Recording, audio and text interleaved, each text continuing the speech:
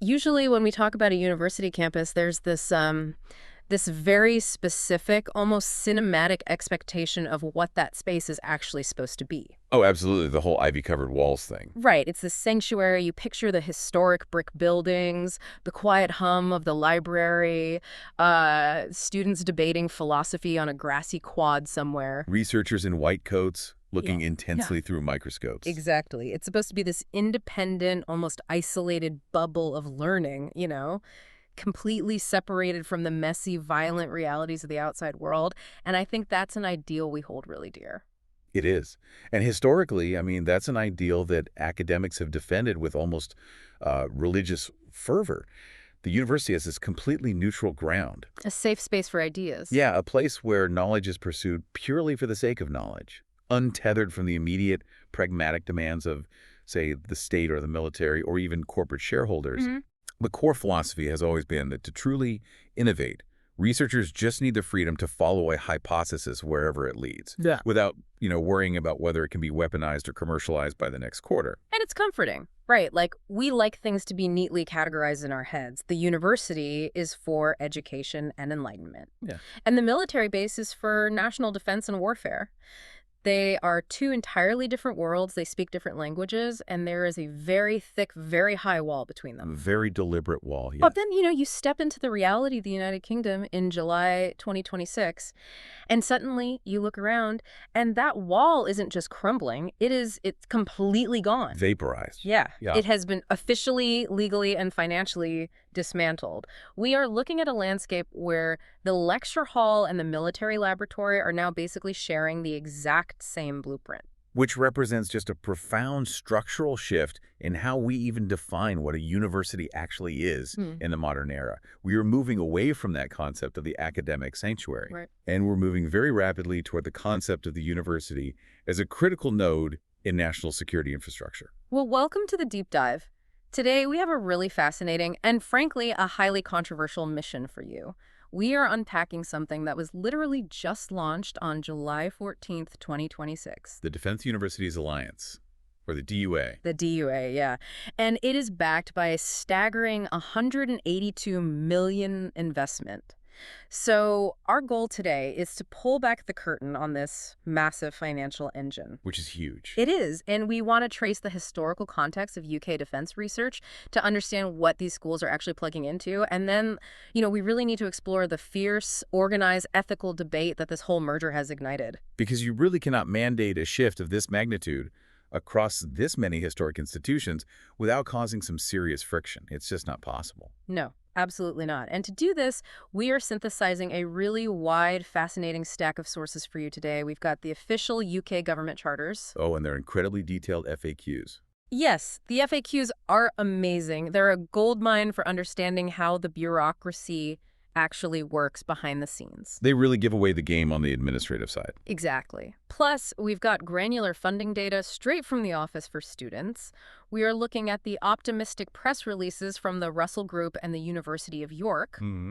We are also diving into the historical background of the Defense Science and Technology Laboratory, which honestly is a wild ride all on its own. Wait until we get to the pre-atomic steel. I know, I can't wait for that part.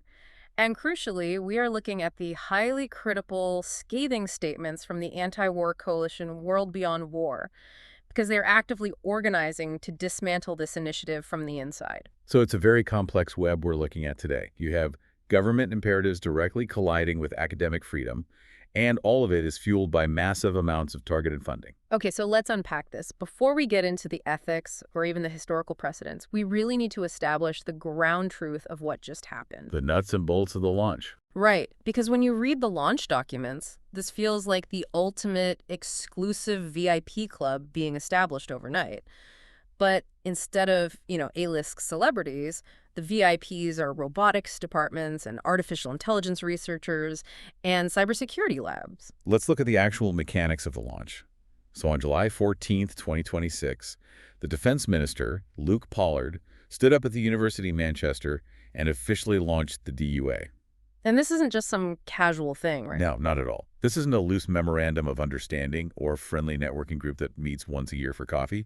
Yeah. This is a formal, highly strategic network. Wow. It brings together 35 UK universities, and they are partnering directly with the Ministry of Defense, the UK Armed Forces, and the Office of the Chief Scientific Advisor for National Security.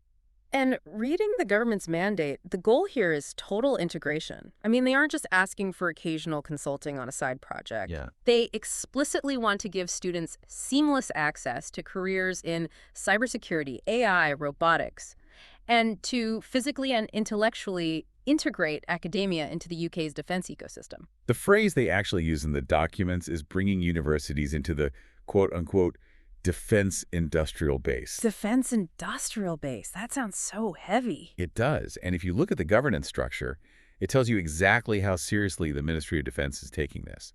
The DUA isn't being run by some mid-level university administrator. Right, who's actually in charge. It is co-chaired by two very senior government figures. First, you have the MOD Chief Scientific Advisor, Professor Tim Daform. Okay. And right alongside him, you have the Director of Growth and Missions, Sharon Aminose. They are the ones steering the ship here. Oh, and Universities UK sits on the steering committee as well, basically to represent the non-member institutions. Which makes sense, but I'm looking at the list of the 35 institutions that actually made the cut, and it is a heavy-hitting roster. I mean, you've got massive geographic spread across England, Scotland, Wales, and Northern Ireland. It's very comprehensive. Yeah, places like Durham, Newcastle, Manchester, Sheffield, York, King's College, London, UCL, Oxford, Bristol, Edinburgh, Queen's University, Belfast. Basically, the academic elite of the UK. Exactly. Out of the 24 prestigious Russell Group universities, which, are historically the most research-intensive elite institutions in the country, 19 of them are founding members. Yep, 19 out of 24. But here's where it gets really interesting. I'm doing the math, and there is a glaring hole in this VIP list. Oh, massive hole. The elephant in the room. You do not launch a UK Technology and Defense Alliance without Imperial College London or Cambridge, but they aren't on the list. No, they are conspicuously absent. Along with the London School of Economics, the University of Southampton, and the University of Leeds. So, did these academic heavyweights just get snubbed? Or did they refuse to join? Like you said, it's the elephant in the room when you read through these founding documents. Now, the sources don't give us a direct, on-the-record quote from Cambridge or Imperial saying, here's exactly why we opted out. Right. They aren't issuing press releases about not joining. Exactly. But if we look really closely at the DUA application process, which is detailed in those government FAQs we mentioned, we can actually start to piece together the mechanics of why they might be missing. And it likely comes down to the bizarre bureaucratic reality of handling state secrets. Wait, what do you mean? Are you saying someone at Cambridge couldn't pass a background check? No, not quite. It has to do with how the application itself was classified. So the government FAQs explicitly state that the maximum level of information that could be included in the application form and any of the required additional evidence templates was strictly restricted to the official tier of information classification. Okay, so official is like the lowest tier of government security classification in the UK, right? Correct. It's basically everyday government business. Meaning they couldn't submit any research evidence that was classified as secret or top secret. Exactly. And the government instructions specifically anticipated this being a huge problem. They wrote that if a university conducts highly sensitive research, they actually had to engage with their military funders just to figure out what, if anything, could even be referenced at the official level. That sounds like an administrative nightmare. It is, if an institution literally could not even describe their current defense research because the mere existence of the project is highly classified. They were instructed to just use this boilerplate statement on the application saying basically, there is research activity we conduct for defense that cannot be referenced at official. So, to use an analogy, it's like asking a Michelin star chef to apply for a job to prove they can cook, but telling them they are legally only allowed to show you their recipe for buttered toast. That is a perfect analogy, actually, yes. Because if they show you their signature dish, they literally go to jail. Exactly. So if an institution like Imperial or Cambridge is already deeply embedded in highly classified MOD projects, say they are building the next generation of submarine acoustics or some advanced cryptography, maybe the application process itself was completely counterintuitive for them. That makes so much sense. Or perhaps they already have such bespoke, highly secure pipelines directly to the mod that they felt they didn't need to jump through these public bureaucratic hoops just to join a public-facing alliance. That is a very strong probability. They might operate on a level where public consortiums are actually a security liability rather than a benefit.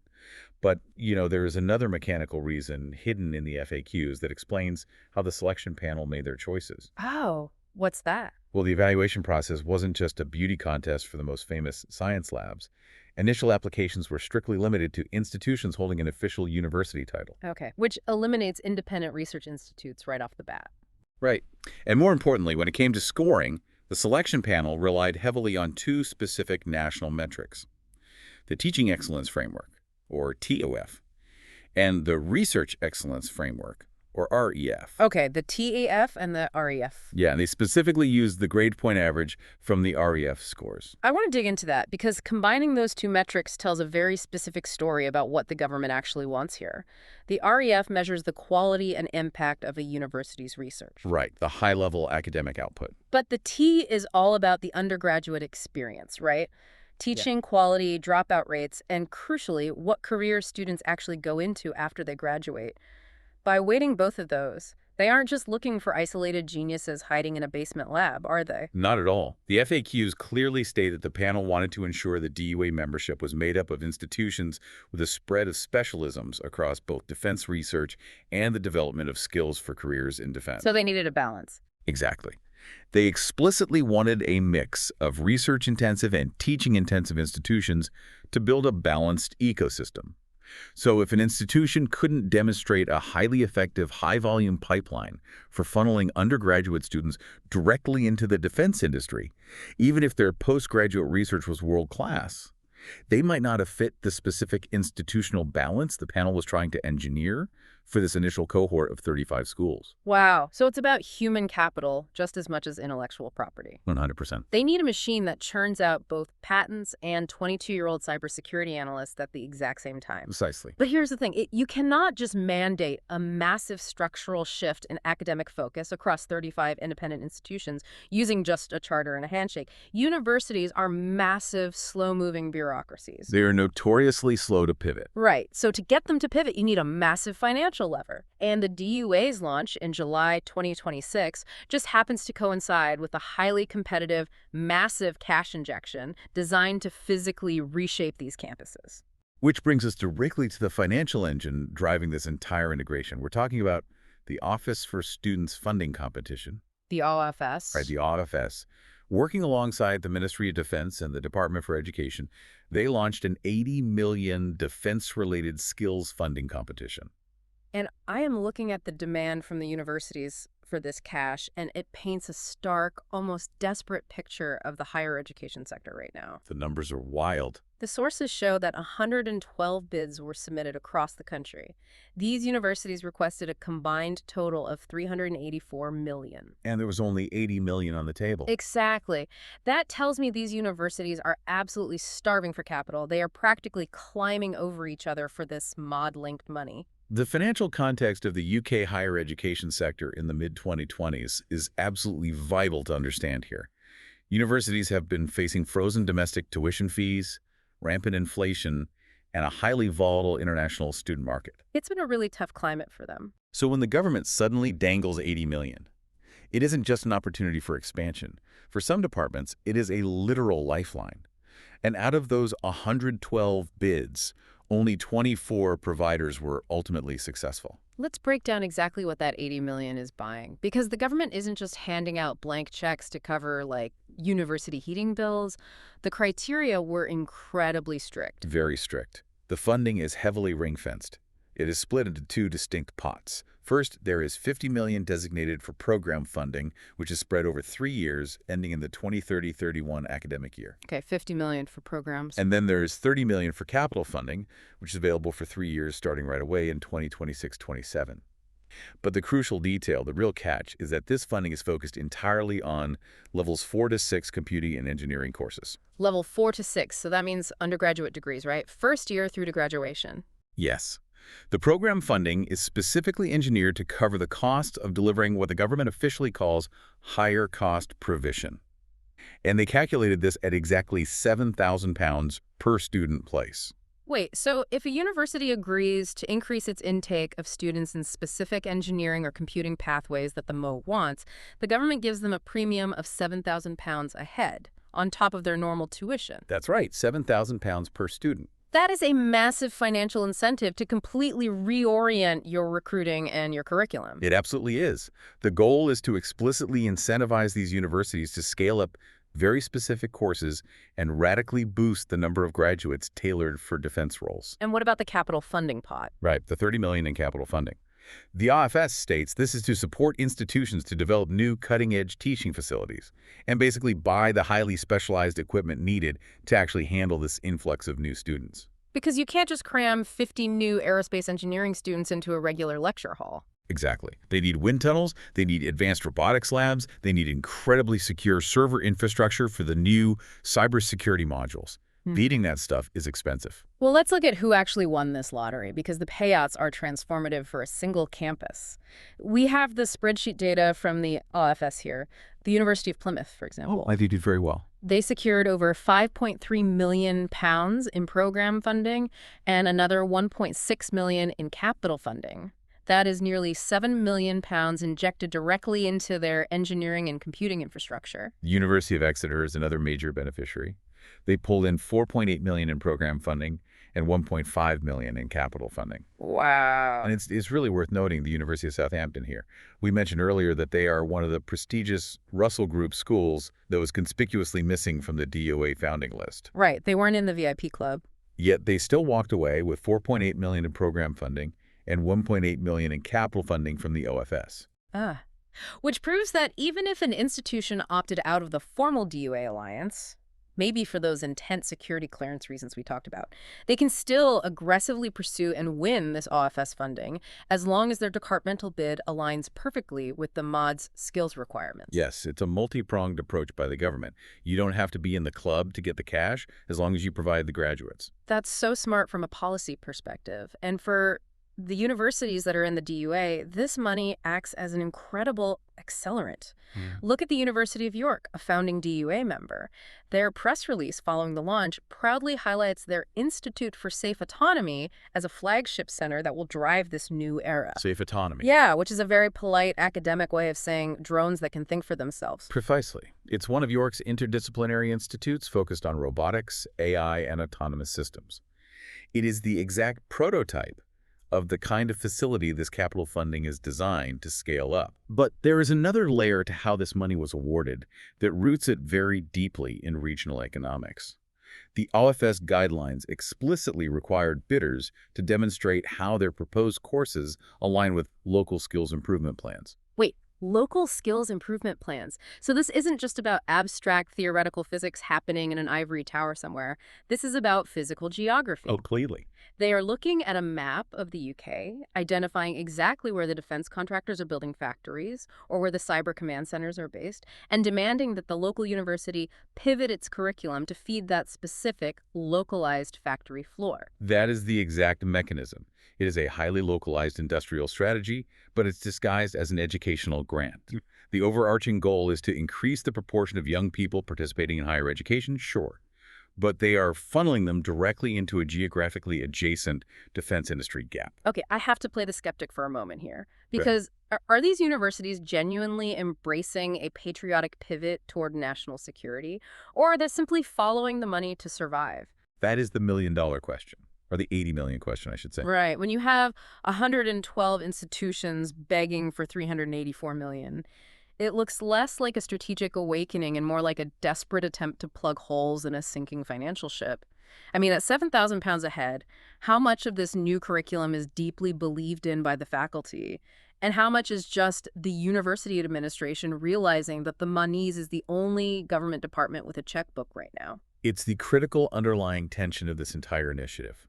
The financial reality of the higher education sector makes it almost impossible to disentangle genuine strategic alignment from basic fiscal survival. They just need the cash. They do. However, from the perspective of the Ministry of Defense, the motivation of the university administration might actually be totally irrelevant. How so? Because the OFS is very clear in its documentation. They aren't just handing out cash and walking away. They will proactively monitor the recruitment of students to ensure the growth in these specific pathways is actually being delivered. So if a university takes the £7 million, but they fail to churn out the required number of cybersecurity graduates, there are clawbacks. Exactly. They are being treated like contractors. Wow. The universities have to prove they are producing the human capital the defense sector demands. So, whether the initial motivation of the vice chancellor was financial desperation or a genuine desire to support national resilience, the end operational result is identical. The university is transformed into a highly efficient production line for the defense industrial base. Which begs the question.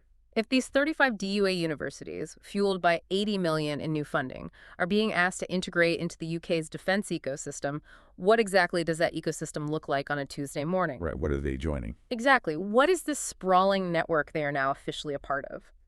Well, to understand the machine these universities are plugging into, we have to look at the historical backbone of UK military science.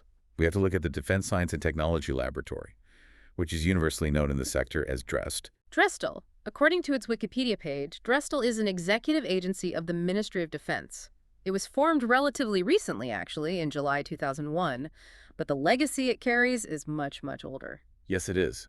DRESTL was created from the very contentious split of a massive Cold War-era entity called the Defense Evaluation and Research Agency, or DARA. Right, DR. When the government decided to break up DR in 2001, they had to draw a very difficult line. They decided that the science and technology work that was deemed best done within government, meaning the highly sensitive foundational research, would stay under direct state control within the newly formed Dstl. And what happened to the rest of the research, the stuff that was deemed, I guess, less sensitive? That was transferred to a government-owned company called Kinetic. Oh, I've heard of them. Yeah, and Kinetic was subsequently privatized and floated on the London Stock Exchange. So Dstl represents the absolute core, the retained, sensitive, sovereign scientific capability of the UK military. It is the beating heart of government defense science. And the scale of it is massive. The stats from the sources show it includes over 5,000 people. It's a huge operation. Its headquarters are at Porton Down in Wiltshire, which, carries its own very heavy historical connotations regarding chemical and biological research. Definitely. But it also has major sites at Portsdown West in Hampshire and at Alverstoke, where they are a tenant of the Institute of Naval Medicine. And Dressel's financial reliance on the military is total. It operates almost entirely as a closed financial loop with the state. For example, the data shows that in the 2017 financial year, 91% of Drestel's $587 million income came directly from the mod. Wow. And when you look at what these 5,000 people actually do day to day, the operational range is staggering. It is not just guys in lab coats writing theoretical papers. No, not at all. They do high-level strategic analysis to dictate model policy. They do intense biomedical science. But they're also deeply operational in the real world. Like what? Well, the sources note that Dstl scientists conducted the forensic explosive analysis of the devices from the 217 attempted bombings in London in 2005. Oh, wow. I didn't realize that was them. Yeah. They even provide paid volunteer scientists to deploy directly into active conflict zones like Iraq and Afghanistan to give rapid, on-the-ground scientific advice to British combat forces. That's intense. And they are also mobilized for national civilian crises, right? Exactly. During the outbreak of the pandemic in March 2020, Dstl scientists were immediately drafted to support Public Health England in understanding the virus. By January 2021, around 300 of their scientists were heavily involved in the national COVID-19 response. So it is a highly deployable, highly skilled scientific militia, essentially. That's a good way to put it. But okay, there is a piece of trivia in the source material about their facility in Alverstoke that I literally cannot stop thinking about because it is such a visceral, physical manifestation of how deep the legacy of military science goes. I know exactly what you're going to bring up, the pre-atomic steel. Oh my gosh. So at Alverstoke, Dstl operates a radiobiological research laboratory. Their job involves measuring minute amounts of radiation in human beings. Right. And to do this accurately, they use something called a whole body monitor. But here's the problem. You have to shield the monitor from the background radiation that naturally exists everywhere on Earth. Otherwise, your readings are completely skewed. And the problem with modern steel is that almost all of it is slightly radioactive. Exactly. Because of all the atmospheric nuclear weapons testing that happened in the mid-20th century, the air on Earth is slightly contaminated with radionuclides.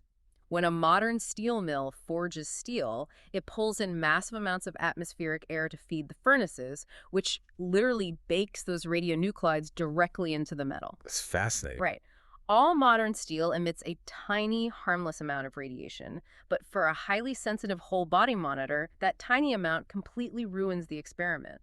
So where does Dstl get steel that is completely uncontaminated to build this shield? They had to go back in time, essentially. They did. They had to find steel forged before the Trinity test in 1945.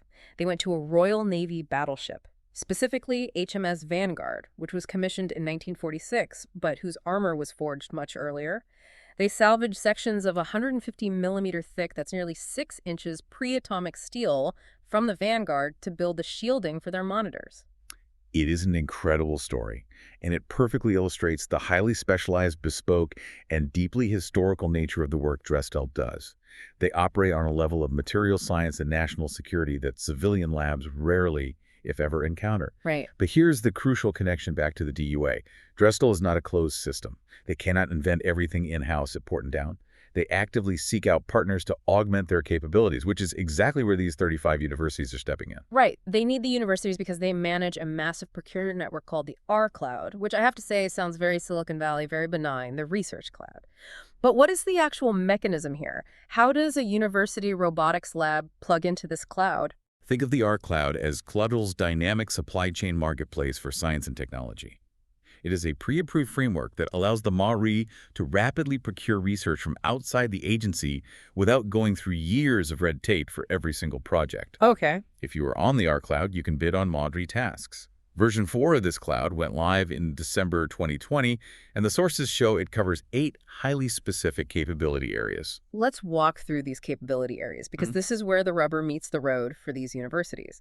When an academic signs a grant, this is the reality of what their research is supporting. So the first area is C4ISR. Right. C4ISR stands for Command, Control, Communication and Computers, Intelligence, Surveillance, and Reconnaissance. Okay, so if I am a university computer vision researcher and I've spent the last 5 years developing AI to track, I don't know, endangered snow leopards via satellite, how does that translate to C4ISR? It translates perfectly.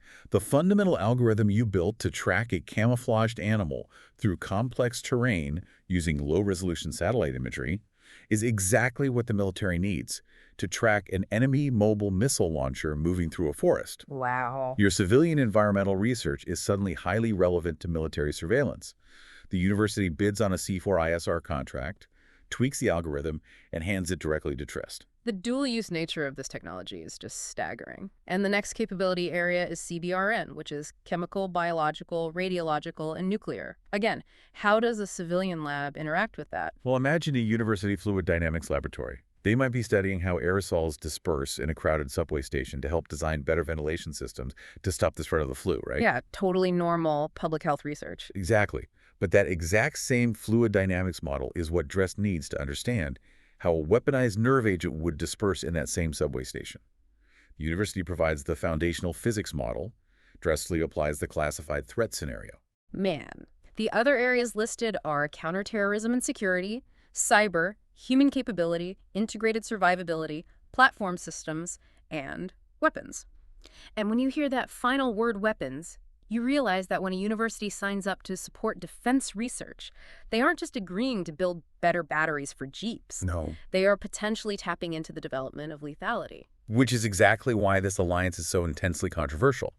But, it is also why it is so incredibly lucrative. I read a quote in the Wikipedia source from an old article about Dstl that said they were constantly looking for a gadget wizard to replace the real-life Q. Like from James Bond. Yes. It literally frames Dstl as the UK's real-world key branch from the Bond franchise. And now, the DUA is essentially telling these 35 universities, congratulations, you are now officially subcontractors for Q branch. And the commercialization potential here is massive because Dstl isn't just about locking secrets in a vault, right? It's also about generating profit. Absolutely. In 2005, a technology transfer company called Plowshare Innovations was formed specifically to manage and exploit the intellectual property generated within Dstl. How does that work? Well, if a Dstl scientist invents a novel waterproof coating for military boots, Plowshare's job is to patent that and sell it to the civilian outdoor apparel market. So it's a revolving door of innovation and profit. The sources mention they spun out several companies like Alaska Food Diagnostics and a company called P2I, which does liquid repellent nanocoatings. This proves that defense research is inherently linked to the private sector. It is a massive, highly lucrative network. It really is. Okay, so I can see why university administration looks at this and just salivates. They want the 80 million OFS funding. They want their researchers bidding on the R Cloud. They want the prestige of being part of Q Branch. But what exactly do they have to sign away to get the keys to the kingdom? Because the government doesn't just hand over Modi access without some serious strings attached. You're right, they don't. And this brings us to the fine print of the DOA Charter. The Charter is the foundational, legally binding document of this entire alliance. And reading through it, it is very, very clear that this is not a casual academic partnership. What does it say? The Charter explicitly roots itself in the Strategic Defense Review 2025. It states up front that the nature of global warfare is changing rapidly, and therefore the entire UK defense industrial base must adapt to keep pace. The language in the source is fascinating here. It says there is a critical need to look beyond traditional defense companies to redefine the industrial base and to reorientate them towards UK defense and national security. By signing this charter, the Vice-Chancellor of University is agreeing to proactively drag their institution into this newly redefined defense industrial base. The obligations laid out in the Charter are stringent and multi-layered. Under the section titled Support Defense Research, members legally commit to actively growing their research and development activity in fields relevant to national defense. So they're committing actual institutional resources to this pivot. Yes. And under Support Defense Skills, they are obligated to ensure that careers in the defense sector are heavily promoted on campus, and they must guarantee support for the attendance of the armed forces at university careers events. Which means the military recruiters get prime real estate at the campus job fair. Pretty much. But the section that really made me stop and reread it is the security matrix. Ah, yes, the collaborate section. This fundamentally changes the administrative reality of running a university. The Charter requires members to meet an initial baseline requirement for their approach to research security. This baseline is dictated by the NPSA, the National Protective Security Authority. Okay. They have to implement what is called a Trusted Research Evaluation Framework. But what does that actually mean on a Tuesday afternoon for a department head? Like, what does a trusted research evaluation framework actually look like in practice? It means auditing everything. It means when a PhD candidate applies to join a robotics lab, their background is heavily scrutinized for ties to foreign states. It means if a visiting professor wants to collaborate on an AI project, the university administration has to meticulously trace where that professor's funding comes from. Wow. It means physically and digitally firewalling certain servers on a campus that, historically, has championed open source sharing and universal access. And the charter goes even further than that. They are expected to grow into actively championing these security practices and robustly follow the upcoming DSI-2 research security strategy. But here is the sentence that feels almost paradoxical to me. The charter says, members must take robust and proactive steps to detect and resist any foreign interference that attempts to subvert or negatively influence their institutional autonomy. Yeah, that's a loaded sentence. Let's just pause and look at the reality of a modern global university in the UK today. These institutions rely massively on international student tuition to stay afloat financially. They pride themselves on global collaboration, joint international campuses, and bringing the brightest minds from across the globe into their labs. It's their entire business model. Exactly. And now 35 of them have signed a charter where they are contractually obligated to act almost like localized counterintelligence nodes, detecting foreign interference and protecting mod secrets. How on earth does a university balance being an open, welcoming global institution with being a secure, paranoid node in the UK's defense industrial base? It is an incredibly difficult, arguably impossible tightrope to walk. You have this severe financial reality that international students, particularly from places like China or the Middle East, are a primary revenue stream for many STEM departments. Right. But simultaneously, if you want access to the DUA, those 80 million OFS grants, and the prestige that comes with it, you have to lock down your research and actively monitor those same international demographics for state-sponsored espionage. The charter essentially deputizes the university administration, forcing them to enforce national security protocols. It fundamentally changes the atmosphere on campus. If you are an international student or an academic from overseas working in an AI lab at a DUA university, the level of scrutiny you face is going to be significantly higher. You are no longer just a student, you are a potential vector for foreign interference in the eyes of the administration. And that shift from an open global sanctuary of learning to a closed national security asset has sparked a massive, highly organized backlash. Right. When you start turning academic advisors into de facto security officers and using public funding to funnel undergraduates into weapons research, the blowback is guaranteed to be severe. And looking at the sources, the sector is completely fractured on this issue. There are two incredibly polarized views of what the DUA means for society, and we need to explore both of them to understand the ethical stakes of this deep dive. Let's start with the proponents, because they present a very strong, pragmatic, and economic argument for why the DUA is essential. And just to pause here for a second, I want to remind you, the listener, that because this involves politically charged perspectives from both anti-war groups and the UK government, we are impartially reporting the arguments straight from the source material. We are not taking sides here. We are simply outlining the facts and perspectives provided in the document. Important disclaimer. Yeah, definitely. So the Russell Group, which represents the elite universities that make up the bulk of the DUA, is heavily in favor of this. Libby Hackett, the chief executive of the Russell Group, issued a very supportive statement praising the alliance. Her core argument is that universities are indispensable partners in helping the UK respond to an increasingly complex and dangerous global security environment. Her argument heavily emphasizes the broader civilian benefits of this research. She states that partnerships in dual-use areas like cybersecurity, advanced manufacturing, and AI don't just yield better tools for the military. They bring, quote, technological innovation, economic growth, and skilled jobs to the wider public economy. Right. It's the classic spin-off argument, the idea that military research inevitably leads to civilian technological leaps like the internet or GPS. And Defense Minister Luke Pollard echoes this exact economic sentiment. When defending the $182 million defense skills package, he doesn't just talk about national security, he frames it as an economic engine. He points out that the Mahdi's broader strategy builds on a $298 billion defense investment that supports more than 272,000 industry jobs across the country. So from the government and the Russell Group's perspective, the DUA is a pragmatic, job-creating, innovation-driving necessity. They view a modernized defense sector as a pillar of national economic resilience and universities as the engine that powers it.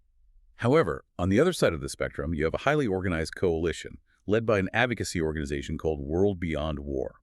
And in May 2026, ahead of the official launch, they issued a scathing, highly detailed public condemnation of the Defense Universities Alliance. They do not mince their words at all. They flat out call the DUA an immoral militarization of education that fundamentally threatens the core concept of academic freedom. World Beyond War argues that by officially, legally defining universities as part of the defense industrial base, the government is crossing a Rubicon.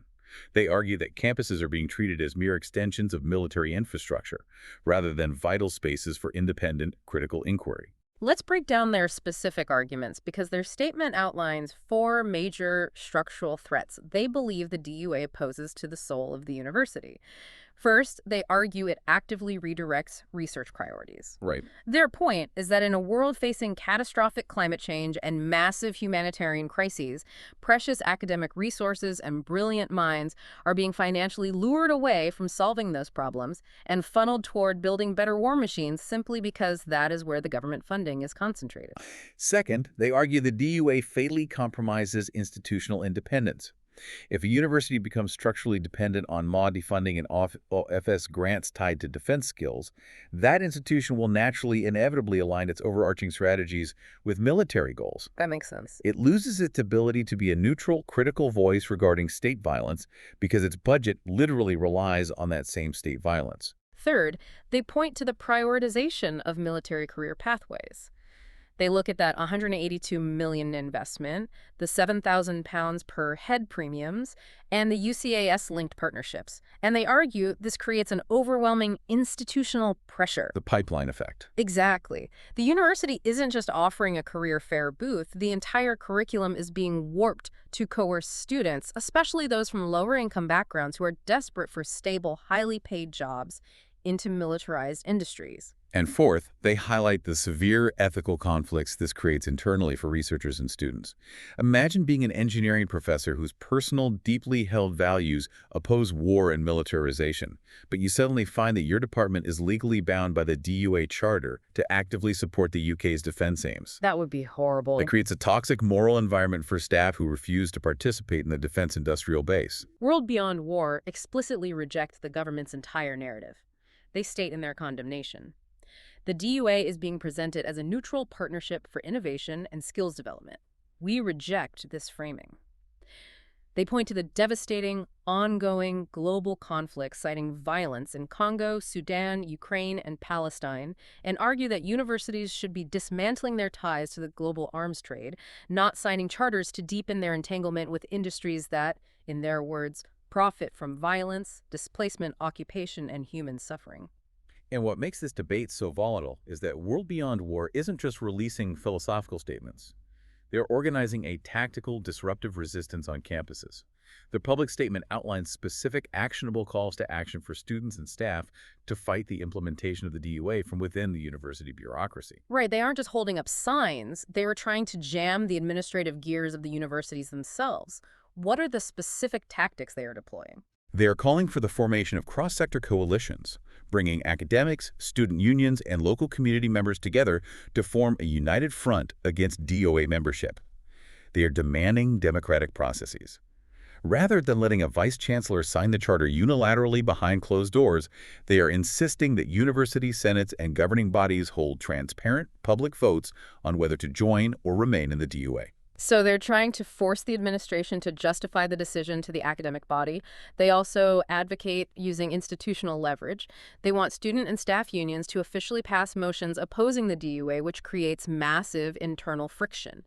And perhaps most practically, they're calling for a campaign to document and expose. The database. Yes, they want campus activists to actively track any university partnerships with arms manufacturers or the MOD and log them in a public database called the DUD database to build a permanent public record of accountability. It's a strategy of total transparency to shame the institutions. They are also trying to build ethical alternatives. They are promoting something called the DED Treaty, which is designed to provide alternative policy frameworks for university partnerships. Frameworks that mandate research must address human needs, environmental sustainability, and peace building, rather than military priorities. And this isn't a fringe movement, is it? No, not at all. This statement of condemnation is officially endorsed by a massive coalition of heavy-hitting advocacy groups, including Action on Armed Violence, Stop the War, the Campaign for Nuclear Disarmament, and the Campaign Against Arms Trade. So after diving through all of this, the launch mechanics, the 80 million funding structures, the legacy of Dstl, and this intense ethical clash, I want to pose a question directly to you, the listener. Think about your local university or your alma mater. When you hear that they are establishing a new, highly funded UCAS-linked military career pathway, how do you perceive it? It's a tough question. Do you look at it through the lens of the Russell Group and the government? Seeing a vital, pragmatic pipeline that provides highly skilled, well-paying jobs for young people while driving crucial national security innovation in a dangerous world? Or do you look at it through the lens of World Beyond War, seeing a massive institutional pressure campaign designed to coerce students and redirect academic brilliance into militarized industries that perpetuate global conflict? It is the defining ethical question of this entire policy shift. And how you answer it fundamentally changes what you believe the core purpose of a university is in the 21st century. Is it a sanctuary for independent thought, or is it an engine for national defense? Let's bring this all together, because whether you are a prospective student trying to map out a career in engineering, a taxpayer wondering where that 80 million in Office for Students grants is actually going, or simply a citizen trying to navigate a world increasingly dominated by cyber warfare and autonomous weapons, this structural shift in higher education matters to you. It matters deeply because it alters the trajectory of innovation itself. The historical walls of the ivory tower have definitively come down. Your local university, whether it's York, Plymouth, Exeter, Manchester, or any of the 35 DOA members, is no longer just a quiet place of study and debate. By signing that charter and taking that funding, they have officially, legally become active, operational participants on the front lines of UK national security. And, if we connect all of this, The funding, the R-Cloud integration, the NPSA security protocols, to the absolute biggest picture. It raises a very provocative, almost chilling hypothetical question. It's a question that isn't explicitly spelled out in the DOA charters or the glowing press releases, but is the logical, unavoidable endpoint of this entire policy of integration. What's that? Well, under international law, a civilian university is generally considered a protected sanctuary. But if a university signs the DOA charter, accepts millions in defense-specific funding, actively integrates its robotics and cyber labs into the modernize cloud, and officially, legally allows itself to be classified as a core node within the UK's defense industrial base, does that philosophically and legally change their status on the world stage? Oh, wow. In a hypothetical future conflict between major state powers, if a university is actively developing targeting algorithms for the military, does it cease to be a civilian sanctuary of learning and legally become a legitimate strategic military target? That is the ultimate consequence of the dual-use dilemma. If your campus robotics lab is officially subcontracting for Q branch and your administration is enforcing national security protocols, you can't really hide behind the ivy-covered walls and claim to just be a harmless school anymore. You are part of the machine. Exactly. When you blur the line between academia and the military so completely, the protections that rely on that line existing might just disappear with it. It's something to seriously mull over the next time you walk past a university engineering building. That is an incredibly heavy but absolutely vital thought to leave on. Thank you for joining us on this deep dive into the Defense Universities Alliance, the millions driving it, and the fierce battle over the soul of higher education. We'll be back next time to unpack another complex corner of our world. Until then, keep asking questions.